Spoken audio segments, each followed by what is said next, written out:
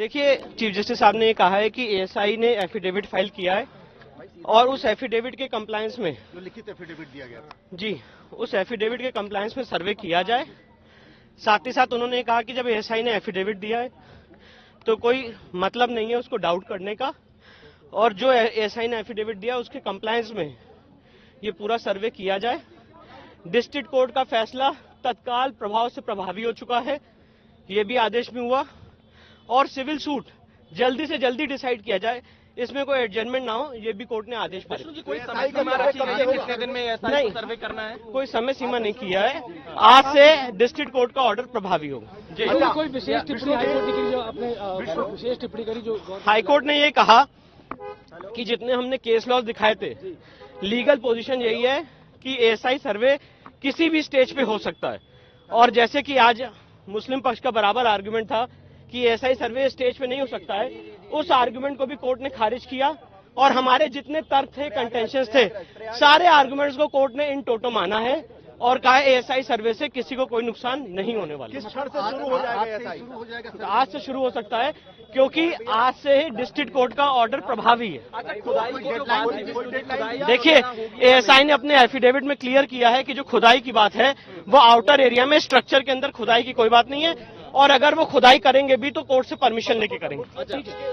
ये एएसआई का एफिडेविट था। मतलब मुस्लिम कितनी बड़ी जीत मान रहे हैं? मुस्लिम पक्ष की याचिका खारिज। अच्छा, कोई डेडलाइन दिया है कि कब से शुरू हो जाएगा? नहीं, उन्होंने ये कहा है डिस्ट्रिक्ट कोर्ट का ऑर्डर प्रभावी हो गया है, तो अब सर्वे इमीडिएटली शुरू होगा। प्रशासन के ऊपर निर्भर है और एएसआई के ऊपर। जी बिल्कुल। देखिए, देखिए, बहुत लगातार बहुत इम्पोर्टेंट फैसला था,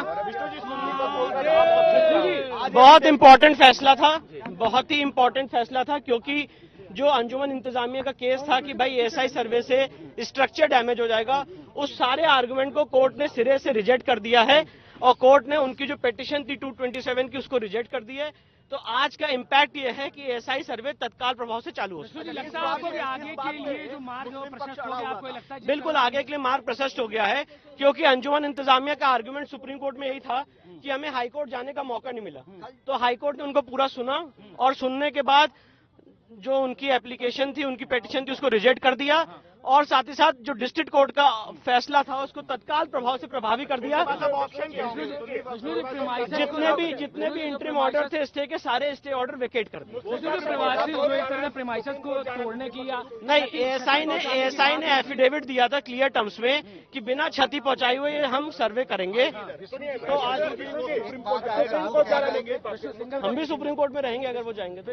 जाने की बात तो कर रहे हैं, तो जाएंगे तो हम भी रहेंगे, और ये जो सप्लीमेंट्री हम भी अपनी बात सुप्रीम कोर्ट में रखेंगे। देखिए, कोई आदमी किसी पक्षकार को कोर्ट जाने से नहीं रोक सकता, ये उनका राइट है, वो सुप्रीम कोर्ट जाए, हम भी सुप्रीम कोर्ट में मौजूद रहेंगे।